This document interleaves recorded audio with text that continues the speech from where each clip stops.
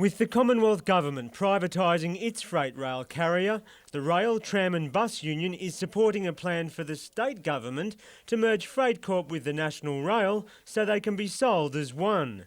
The union says if the plan doesn't go ahead, 600 jobs will be lost. Unless we can get an agreement that the two businesses will be brought together and sold together, well, then there'll be no privatisation of Freight Corp, and we'll be opposing the privatisation of National Rail. However, the Australian Services Union says most of the 200 jobs that will still be cut under the plan come from its membership and has threatened to shut coal freight down. If the government failed to talk to us, a campaign of industrial action targeting Freight Corp as a political pressure point to bring the government to the table. The Rail, Tram and Bus Union says the ASU is invited to talks with the state government about the privatisation, and today the Services Union accepted that offer. However, it has written to the Australian Competition and Consumer Commission about the deal, requesting them to have a look at the potential that the privatisation of Freight Corp might have to contravene competition policy. But apparently that's no cause for concern. We actually have had legal advice that it would not be considered anti-competitive to join National Rail and Freight Corp together as one business.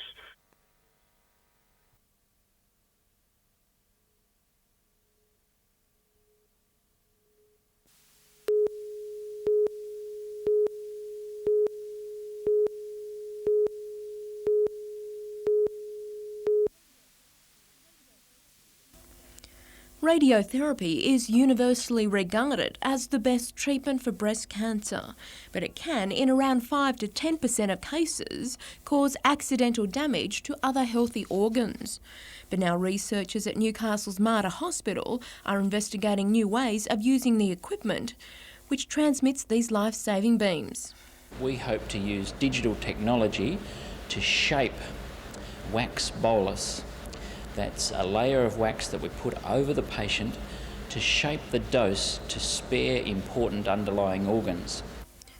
It's all about making better use of the often underutilised electron beam.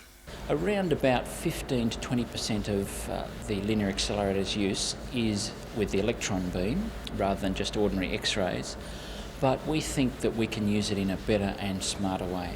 Researchers are also investigating using this technology to treat cancers in the head, neck and spine. And the benefits to cancer sufferers could be great. So by using new technology, computerised milling, we think that we can offer our patients less side effects and possibly in some circumstances better chances of cure. And thanks to a $20,000 grant from Hunter Medical Research, doctors are hoping to be using the new methods of treatment in around 12 to 18 months' time. Tanya Carlisle, NBN News.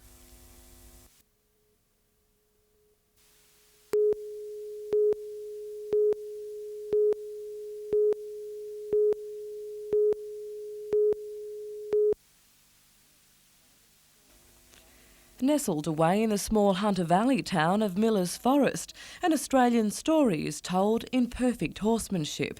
Emulating the Drover-style days of early settlement, these stock horses show why they're still considered by many as an integral part of our culture. And that's exactly what audiences will see this week when these seasoned riders take their charges to Horsley Park. The pack horse, of course, and these horses that founded Australia, that is how Australia was founded, and that's the only way our pioneers lived. They lived out of the pack saddle, they lived in swags, and that's the image that we're trying to portray. Of course, Bluey the cattle dog is an important part of that image, a picture not complete without a campfire and preparing to rug up for a night under the stars, with your stallion right beside you. During the Olympics opening ceremony, the first images beamed to overseas audiences was our finest horseman parading out Australia's early history. Well, they say that was just an entree. Our act married into the opening ceremony very well. We just took that whole theme on again and took it to the equestrian centre and took it right to the heart of things. Tomorrow and Saturday audiences will be treated to a sideshow at the Equestrian Centre that's already captured the imagination of thousands of Olympic spectators and the heart of this reporter. Helen Kapelos, NBN News.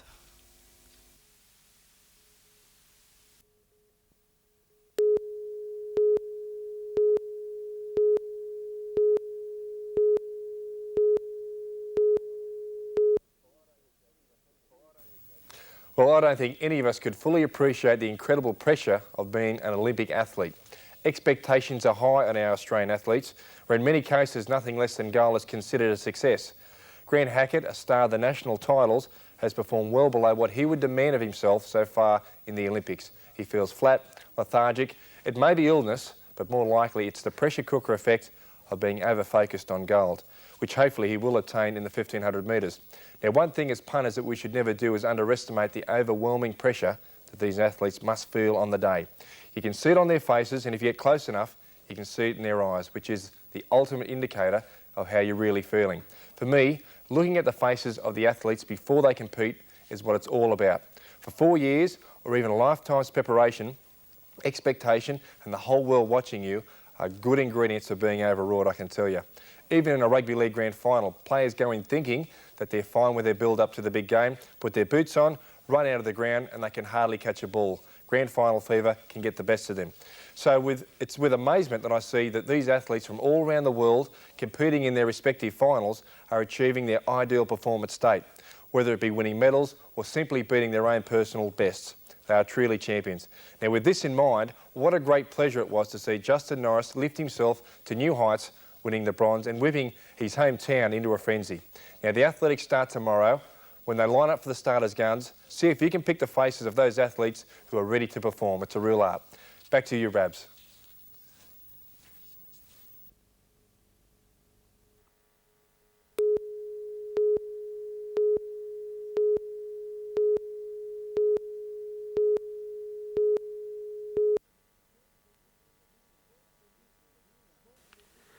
Call centres are a new industry for regional New South Wales and said to be growing, but already the job cuts are happening. Telstra management are targeting some 10,000 jobs nationally, and most of those jobs are earmarked that will come out of New South Wales. Telstra won't say when the jobs will go, where from, or whether new call centres will emerge throughout the state. All they're saying is customer services will improve, a claim the Trades Hall Council denies. This is just a cynical exercise. They've made some very bad business decisions, which has cost them billions of dollars over the years, and they've resorted to a traditional manner of just reducing jobs as a means of getting down costs. Telstra still hasn't come to the party and answered a question about outsourcing these call centre arrangements to overseas providers. But there have been gains in the call centre job market. 16 new jobs at the RTA call centre, prompting claims that Newcastle's stable workforce will attract new operators, not lose them. There are clear advantages of having them in regions such as Newcastle for all sorts of reasons, including the fact that you're stable, got a very stable workforce, high productivity.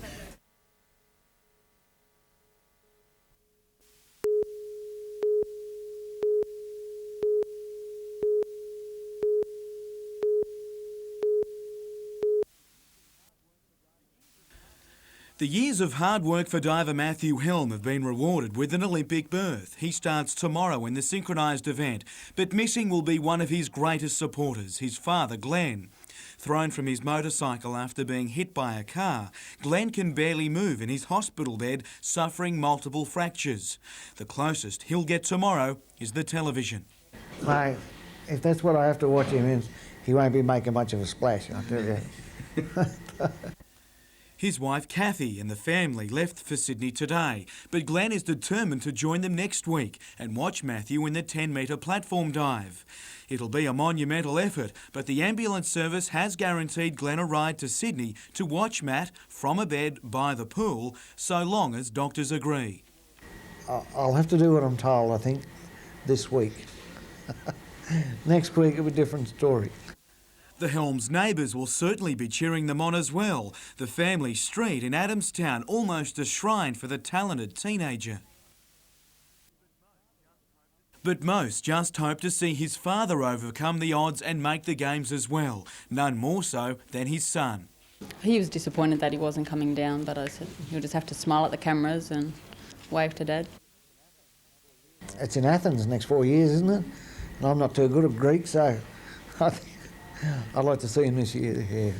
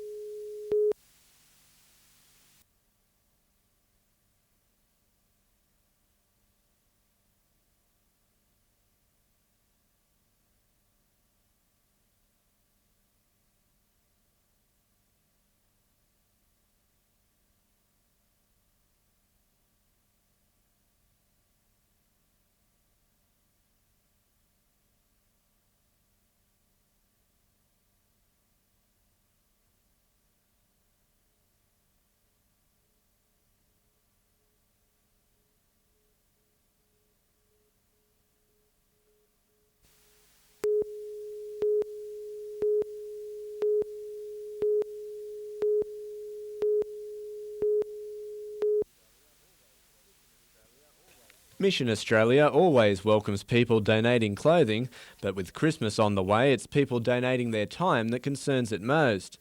The charity is in desperate need of volunteers for its stores and collection services, so much so existing ones are feeling the pinch.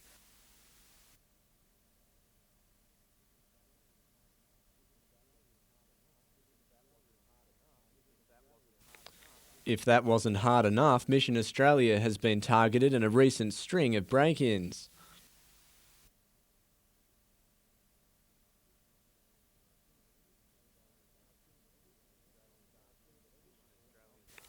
Mission Australia is asking that anyone who can offer their services or summer clothing to contact its regional office or the Big Heart Op Shop in Hunter Street.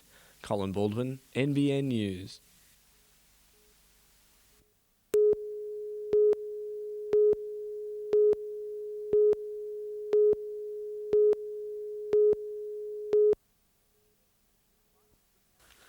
Finals bring out the best in every competitor, and for Curry's Jacob Richardson, his best was too good for the rest in his 80cc class, winning the national title.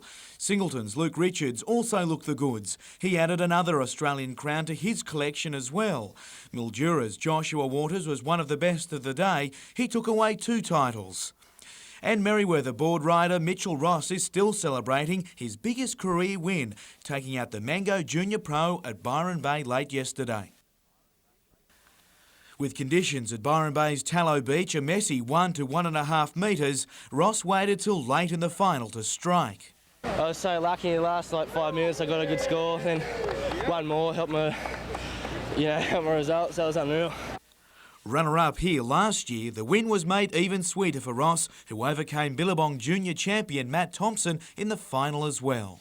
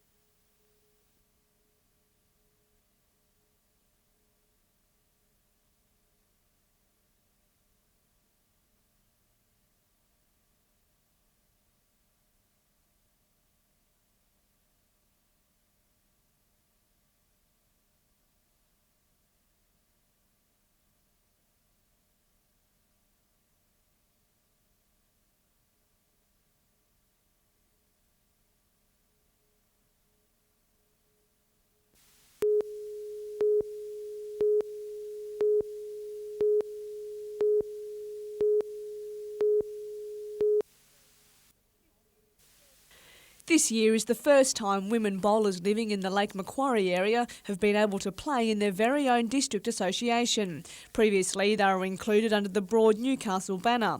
To celebrate its new identity, the district created the Festival of Bowls, which began today.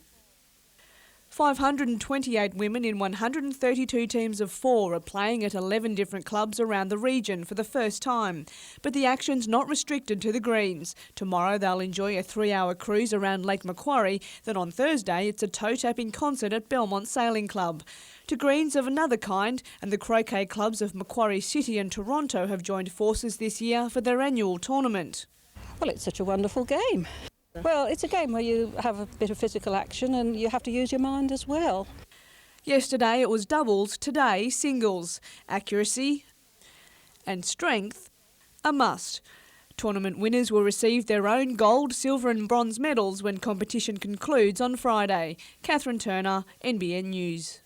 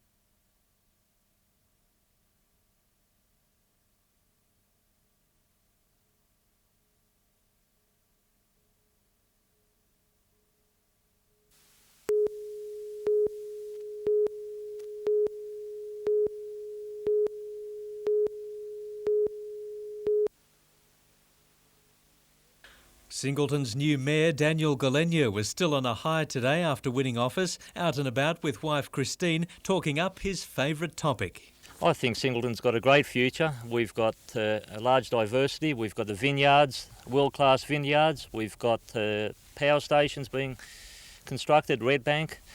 We have the coal mines that are still providing a large economic base. We have tourism. Everything's looking pretty rosy for Singleton. A councillor of 9 years, Galenia's name was drawn out of a hat last night when he tied 5 votes each with former Mayor John Martin. He believes the recent mayoral revolving door is a positive for the town. I don't think change is bad. If it's directed in the right way, change is good because it brings fresh ideas, fresh input from the community. The outed mayor was back at work today, disappointed but keen to see council advance. To maintain or get some stability and to carry on the work that's been started by myself and many other people. One of the new mayor's pet projects will be roads funding. Paul Lobb, NBN News.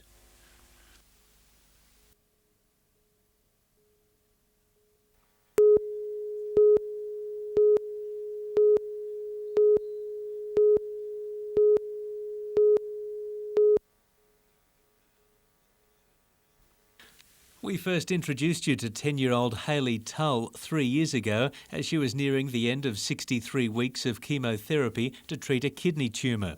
During that time, she had countless scans and x-rays to monitor the shrinking cancer. Now in full remission, Hayley is a picture of health but still has regular x-rays as a precaution. For every patient that has a paediatric malignancy or a child with cancer, we do a number of x-rays, firstly to diagnose the condition, then to follow up the condition to make sure that the tumour hasn't come back.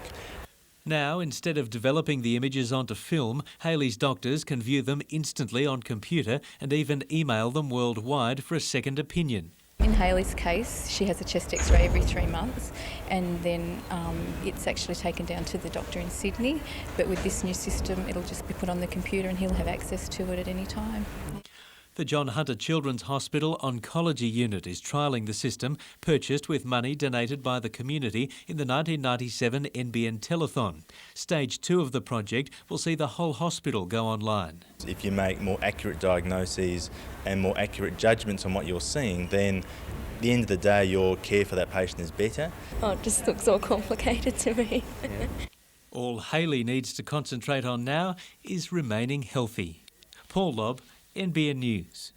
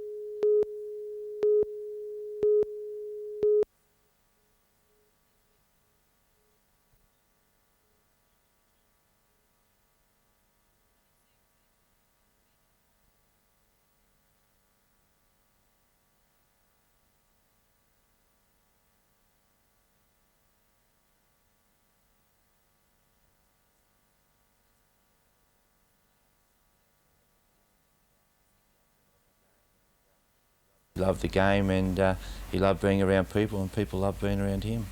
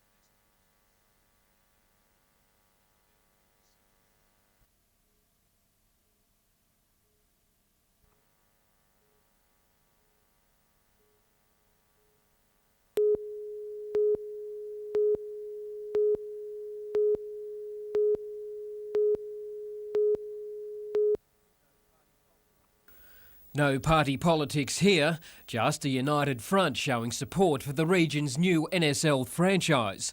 Soccer Australia yesterday granted a Northern New South Wales Soccer Federation proposal, backed by millionaire businessman Con Constantine, permission to enter the NSL after the Breakers were booted out of the league last Friday.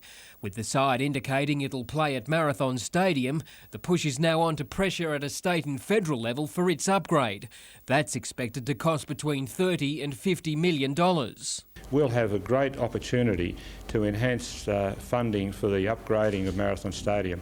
It's clear that you can't put the sort of money into those facilities unless they're multi-use and multi-purpose. The Newcastle Knights say they're happy to share the stadium with the new side. There'll also be a push to get the business community involved. What the business community need to know is that this is a viable operation and one that is capable of paying its bills. The team is expected to be named over the weekend. Frontrunners are the Newcastle Thunder or the Phoenix. Players and coaching staff are tonight being addressed by Con Constantine. Blake Doyle, NBN News.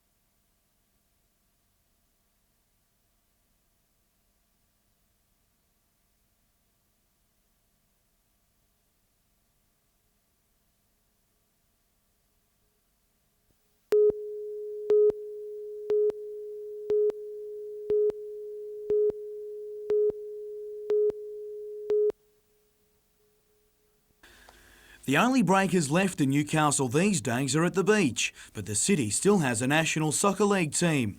The side had its first training session last night at its new home at Marathon Stadium, the first team session for players in almost 2 weeks.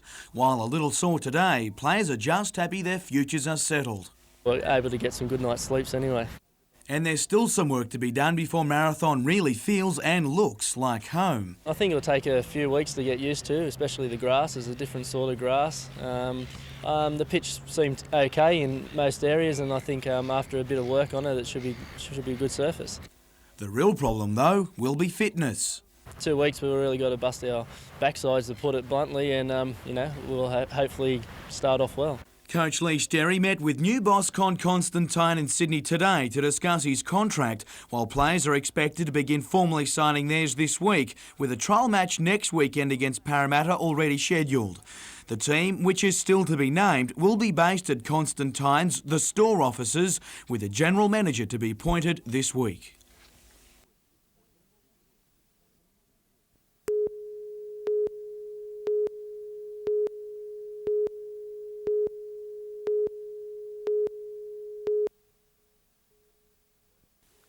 One of Newcastle's beautiful beaches was too much temptation.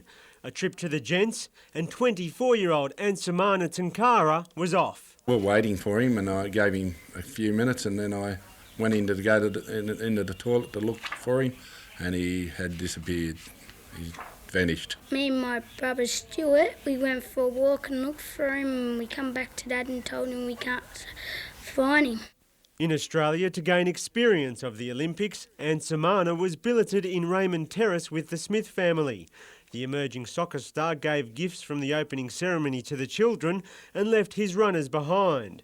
He stayed a night in the Raymond Terrace house, sharing a room with 13-year-old Steve, who says Ansamana kept asking about trains. How much, how far, how much are the buses, how long to walk there, could we walk to the train station tomorrow? Ansamana is one of 3 athletes on the program who are believed to have gone missing. Their visas are valid until November 1st.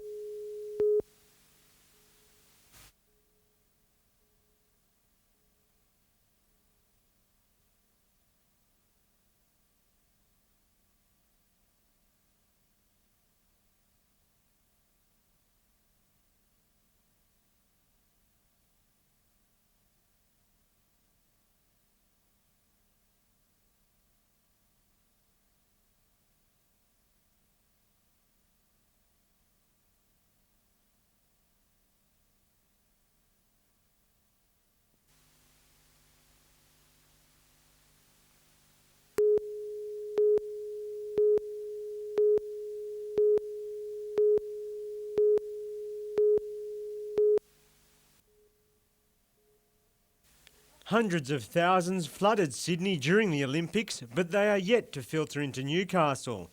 Many shops were closed today. Others report a fortnight of slow trade. How would you describe it? Like a ghost town. In Port Stephens, long-term accommodation levels were down for school holidays. Well, the Olympics boom is probably not going to happen for a lot of us. But retailers and tour operators had a much better experience of the Games. It was quiet in the first week before the Olympics, but in the last 2 weeks we've had lots of day trippers from Sydney, lots of Americans, and they've been spending. The Hunter Valley Vineyards accommodation levels also suffered, but international delegations of officials, athletes and supporters brought foreign television crews with them, providing exposure around the world. The Newcastle Tourism Office sent a press pack to international journalists, but was unavailable to comment on the extent of its advertising campaign to attract Olympic travellers after the Games.